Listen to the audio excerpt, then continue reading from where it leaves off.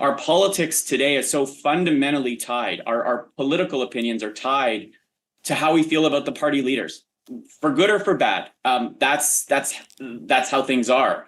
And so when I say maybe the only thing is him stepping away is not because I think he should or it shouldn't. It's simply because that's what the numbers bear out. And so, yeah, I think they're in a tough spot to try and convince people that they've got their backs, that they've got a plan, maybe some form of strategy, I think, and a vision for where the country is going. I mean, on your show, right? The Prime Minister, David Cochrane, asked him, why do you want to run again? And his answer was simply to meet the moment. It wasn't some vision of where he wants to take the country. Welcome back to another episode of Stand on Guard. I'm David KRAYDEN, your host. Thank you so much for joining me on this Sunday, August 25th, 2024. Our last week of August, isn't it? It's always sad to see the summer go. But when you come back, the Liberal cabinet retreat in Halifax, what does it mean for the country, for the party, for you? And a little bit about what RFK Jr. means, not just to Donald Trump and the Republican Party, but to you as well. So we are in a very precarious position in this country. We need political change, but we also need the resolve to resist.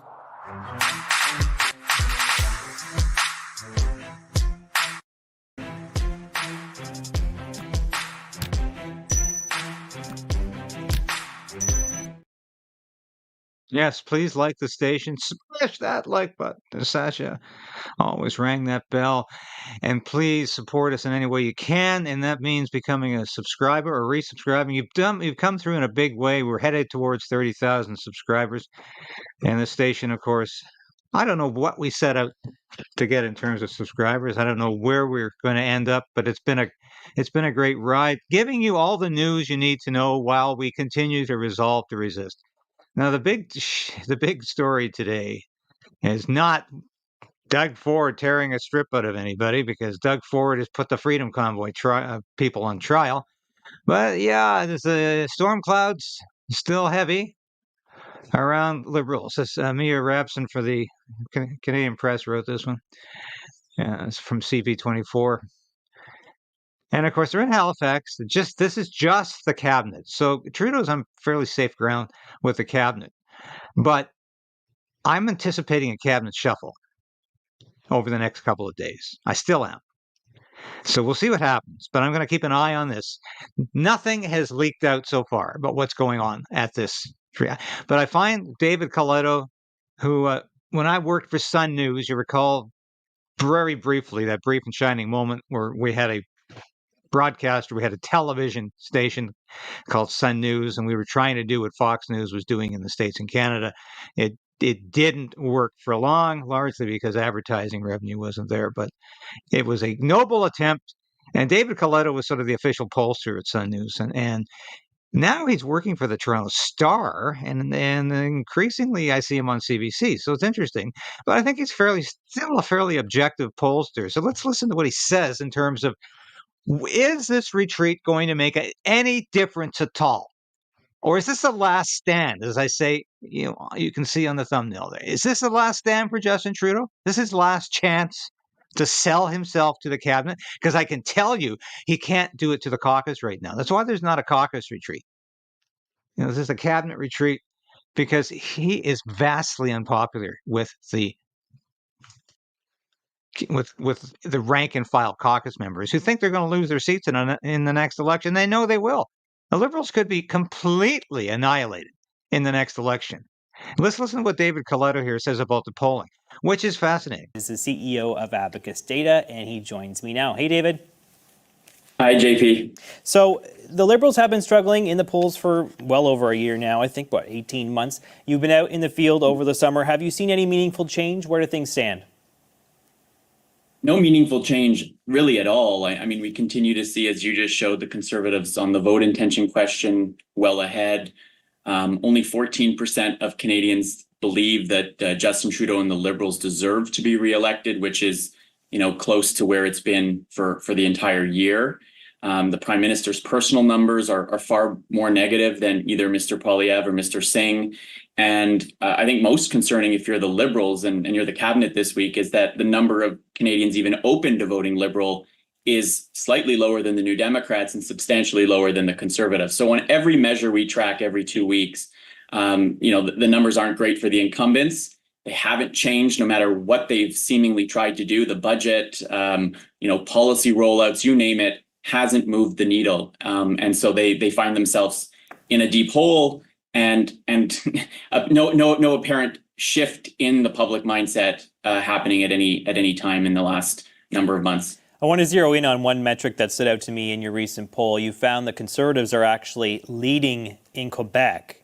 It's a relatively tight three-way race between the Conservatives, the Tories, the Bloc Québécois, and the Liberals, of course. It's not like a runaway lead, but you did find that they are out on top. Tell me about that dynamic. Well, one of our polls, the second last poll we did had the Conservatives at 31 and the Bloc at 30. Our most recent survey had them at the Conservatives at 26. All of that is within the margin of error, and I think because of sample sizes and some of our regional numbers, I wouldn't focus on the exact number, but the story is the Conservatives are up across all the polls that we've seen. They are not likely, I think, leading in Quebec, but they've certainly made some gains. I think Toledo and other pollsters are finding the Conservatives are 20 points up. His latest survey found them 17, 18 points over the Liberals. This has been consistent now for the last year and a half. It's not changing. So this looks like huge majority territory for the Conservatives. I don't think Coletto actually connects that dot in this interview. But what he's saying here is that when the Conservatives are ahead of the Bloc and the Liberals and the NDP in Quebec, it's a good indication that they are going to absolutely dominate this next at election. the expense of both the Liberals and the Bloc Québécois. And Quebec had been that one part of the country where Conservatives had seen as much momentum. That might be changing. I still think Quebec's probably the hardest place for the Conservatives to convince people to vote for them. But even there, we're seeing the Liberals down and the Conservatives up, and that's coming, just a few weeks before that all-important by-election in Montreal, which I don't expect the Conservatives to win, but certainly spells trouble for the Liberals. Yeah, speaking of the Conservatives, as I mentioned in the introduction, you found 40% of Conservatives surveyed in your recent poll back Poilievre because they really dislike Trudeau and the Liberals. They're not necessarily dyed-in-the-wool Conservatives at this point. They're just very frustrated with the other side, or at least one of the other sides. Tell me about that dynamic. You're finding that maybe the Conservative support is a bit soft at this point then? Well, I don't know if it's soft. I think that motivation to vote Conservative because of either a personal dislike for the Prime Minister, perhaps dissatisfaction with the policy choices or the outcomes that people are feeling. But nonetheless, I think this suggests that yes, Mr. Poilievre has done a good job. He's got a net favorable rating, the only leader in our tracking that has that, at pulling people to the Conservatives. But he's been helped by just how unpopular both the Liberal government and the Prime Minister himself has been. Now, does that mean if you change the Liberal leader that all those folks are going to go back to the Liberals? Well, we dug deeper and we found out that may not be the case. Some of them become perhaps persuadable, could be convinced to come back. But I do think that right now, dissatisfaction, disappointment with Mr. Trudeau, with the Liberals, is pushing people into the Conservatives. And if you want change, if you are somebody, the 86% of Canadians who say, I want change, right now the Conservatives are really dominating that group at the expense even of the New Democrats, who haven't been able to really gain any much momentum, despite how bad the Liberal polling numbers have been. I'm just looking at Coletto's poll here, and it's entered the federal vote intention. It's virtually the same in terms of demographics. 18 to 29 is not much different, 40 and over. So this feeling of dissatisfaction, of absolute dislike for Justin Trudeau, is very intense amongst all age groups. And no matter how much the Liberals try to appeal to youngsters, Gen X or Gen Y or Gen Z, it's not working. They're not getting through. And not only that, people are saying they don't just dislike Justin Trudeau, they dislike his policies. which makes it even more difficult. Because if the Liberals change leaders, and hypothetically, if Mark Carney takes over the party, it will make no difference because Mark Carney is a globalist like Justin Trudeau. He is a nutcake on the environment, just like Justin Trudeau and Stephen Guilbeault. He's crazy on monetary policy, just like Justin Trudeau and Chrystia Freeland. And that isn't going to change. This is a very interesting interview here. You said off the top that, they've tried some things like the budget. They hope that would move the needle. I think you've told me in the past, too, that they kind of need some sort of seismic development of some sort to really change things up, to get them back in a competitive position. They're heading to their cabinet retreat on Sunday. Do you think there's anything that can come out of that might change voters' minds? Is there anything they can say, anything they can announce that would maybe put them in a better position? I mean, at this point, I'm not sure what it is, frankly, apart from perhaps the Prime Minister announcing out of that retreat that he won't be running again in the next election. I think we can see some evidence in the United States of what change at the top might do to excitement and enthusiasm and focus for voters. But I think they've really tried. I mean, if you look at the last federal budget, they recognize that housing was one of the top issues facing the country, and particularly younger Canadians. They put a ton of focus on that, and it literally did nothing to convince people that their desire for change was no longer warranted. So honestly, I actually don't know what they would do. I don't think a cabinet shuffle fundamentally changes things, because our politics today is so fundamentally tied. Our political opinions are tied to how we feel about the party leaders, for good or for bad. That's how things are. And so when I say maybe the only thing is him stepping away is not because I think he should or it shouldn't. It's simply because that's what the numbers bear out. And so, yeah, I think they're in a tough spot to try and convince people that they've got their backs, that they've got a plan, maybe some form of strategy, I think, and a vision for where the country is going. I mean, on your show, right? The Prime Minister, David Cochrane, asked him, why do you want to run again? And his answer was simply to meet the moment. It wasn't some vision of where he wants to take the country. I think, a lot of executives go on retreats to try to figure out what their strategic plan, what their focus is going to be. That might be what I'd suggest they come back with if they hope to regain the confidence of the country. So in other words, nothing is going to work. Even stepping down isn't really going to work, because we found Canadians don't like the alternatives any more than they like Justin Trudeau. The polling indicates, whether it's Chrystia Freeland, whether it's Mark Carney, whether it's Mark Miller, whether it's, God forbid, Stephen Guilbeault, voters do not like these people any more than they like Justin Trudeau. It's because the policies are the problem. And that's when it becomes irreversible in terms of winning or losing an election. The Liberals cannot win the next election unless, here's the unless. What have we been talking about over the last couple of weeks? Monkeypox? Pandemics like monkeypox or bird flu, emergencies. Could the Emergencies Act be invoked again for other reasons? Could we go under lockdown again because of a pandemic? We've reported on Justin Trudeau quietly working behind the scenes, quietly issuing orders through agencies and organizations within the federal government that nobody even knows exist, to prepare for the next pandemic. Is he preparing for the next Emergencies Act? Is he preparing for law and order to lock down the country, postpone that next election, perhaps indefinitely? Is it possible? Of course it is. Look what's happening in the UK right now. In a matter of a month, Great Britain, the homeland of free speech, the birthplace of modern democracy, has become a dictatorship. It has become an authoritarian regime where you can go to jail for 3 years for putting something on your social media that the government disagrees with. Become a so-called keyboard warrior. That's happened within a month. The new Labour government of Herr Keir Starmer is locking up journalists, locking up independent people who just happen to be putting something on the internet they disagree with. Can it happen in Canada? You bet. So why do you think when Justin Trudeau says, why do you want to be Prime Minister? He says, I just want to be Prime Minister. He doesn't have an objective, he says, because he doesn't want to articulate that objective, because that objective he wants as Prime Minister is to completely destroy free speech in this country. Now, that is something I'm hearing when I go out and meet people at the Freedom Convoy trial. People come up to me and say, "Hey, we love your show. You know, you're right about that Online Harms Act. It is going to kill free speech in Canada." Because I'm always saying, does anybody care about the Online Harms Act? I talk about it and people get glassy-eyed. No, they are not getting glassy-eyed. It's because YouTube wants you to get glassy-eyed because they are putting a lot of emphasis on censorship right now, given the U.S. election. And we're going to segue to the U.S. election. I know a lot of you don't like U.S. politics, but what happens in the U.S. will happen in Canada.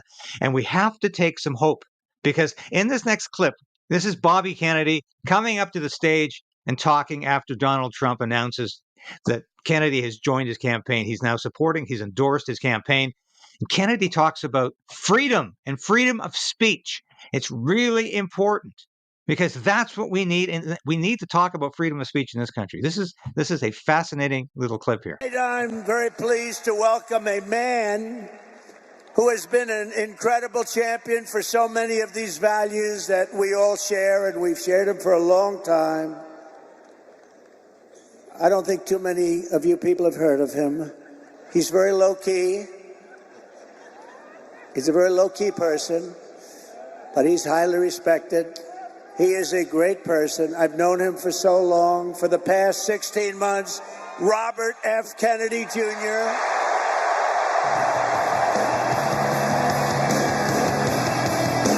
Now, what a response to this guy. Now, I have liked him from day one. He always disagrees with Bobby Kennedy Jr. on environmental issues. But what's important today? What's important today is that we have freedom.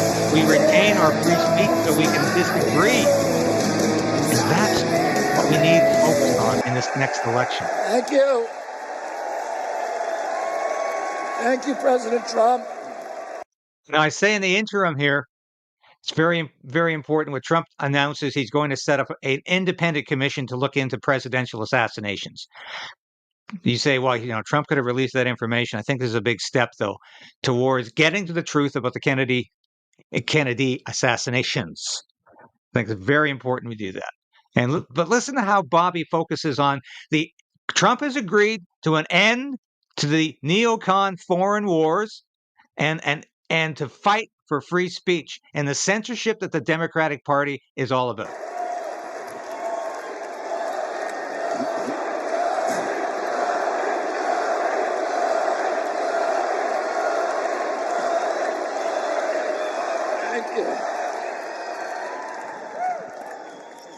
A few hours after the assassination attempt at Butler, I got a call from a safe food advocate named Kelly Means, who's been fighting for many years to try to end the corruption at CDC and FDA and USDA.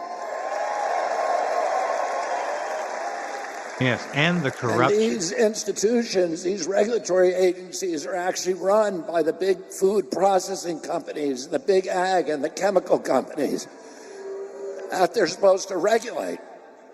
And he said to me that he'd been advising me for many years and on my campaign. And he told me that night that he was also advising President Trump. And he asked if I would talk to President Trump. And I said, of course. And about a few minutes later, I got a call from the president. And we talked. We had a very good talk. And then he invited me to come see him the next day. And I went to Minneapolis and saw him. We met again a couple of weeks later in Florida. And we talked not about the things that separate us because we don't agree on everything, but on the values and the issues that bind us together. And one of the issues that he talked about was having safe food and ending the chronic disease epidemic. Now, this is important for Canadians because this is what the COVID vaccine mandates are all Our about. children are now the unhealthiest, sickest children in the world. Don't you want healthy children? Do you want the right to say And no? don't you want the chemicals out of our food? And don't you want the regulatory agencies to be free from corporate corruption? And that's what President Trump told me that he wanted. He also told me that he wanted to end the grip of the neocons on U.S. foreign policy. Get out! Stop funding the war in Ukraine. Big news. He said Pierre he didn't Poilievre want needs any to listen. more $200 billion wars in Ukraine, that we could use that money back here in the United States. In Canada, we can use that money here in Canada. We're giving to Ukraine. And the best way to build a safe America is to rebuild our industrial base and rebuild the middle class in this country. This is so damn true. And don't you want a president who's going to get us out of the wars and who's going to rebuild the middle class in this country? And we need a prime minister who's going to get us out of the war. We need to push Poilievre on this. I've been saying that for months. We need to push him on this because that's what the grassroots want. He wanted to end the censorship because the whole basis of American democracy is the free flow of information. Yes. And we know that a government that can silence its opponents has license for any kind of atrocity. Do you hear Justin Trudeau in those words? That's the government we have in Canada. A government that wants to silence your opinion and your speech. And can you think of any time that you can look back in history and say that the people who were censoring were the good guys? They're the bad guys. They're always the bad guys. Because it's always the first step down that slippery slope to totalitarianism. Amen. And don't you want a president who's going to protect America's freedoms?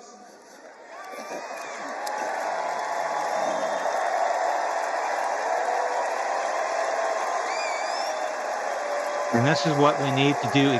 We need to use the U.S. election in Canada. Is going to protect us against totalitarianism.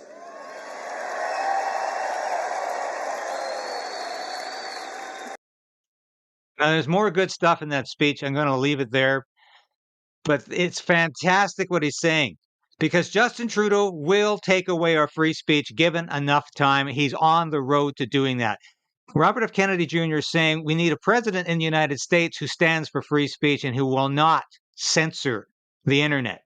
That's exactly what Justin Trudeau is doing in Canada. We need to use the U.S. election as leverage against Justin Trudeau to continue his censorship plan, to get Poilievre and the Conservatives actually excited about free speech, actually really mad about the Online Harms Act, not just because it's going to cost $200 million to get it up and running, but because it's going to take away the fundamental freedom in this country to speak freely, to go on the internet and say things that are contrary to government liberal policy.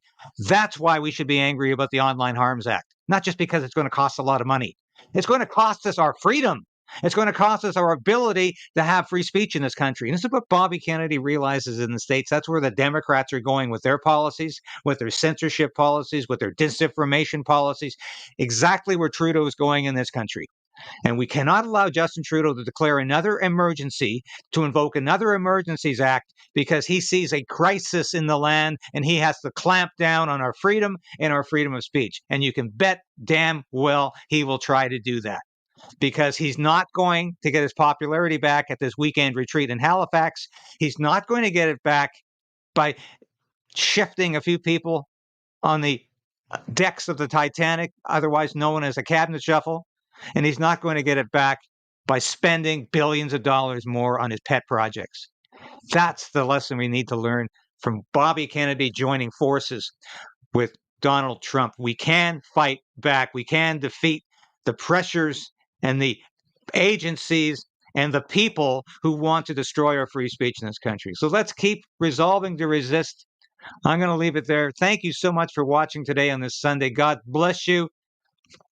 I'm off to church this morning. You know why I went back to church? Is because they stopped me from going to church during COVID. You could go just about anywhere else, but you couldn't go to church. Or you couldn't go to the gym either. That drove me crazy too. I don't want to see those lockdowns back ever. We're going to fight them tooth and nail because they would do it again if they can. Thank you for watching today.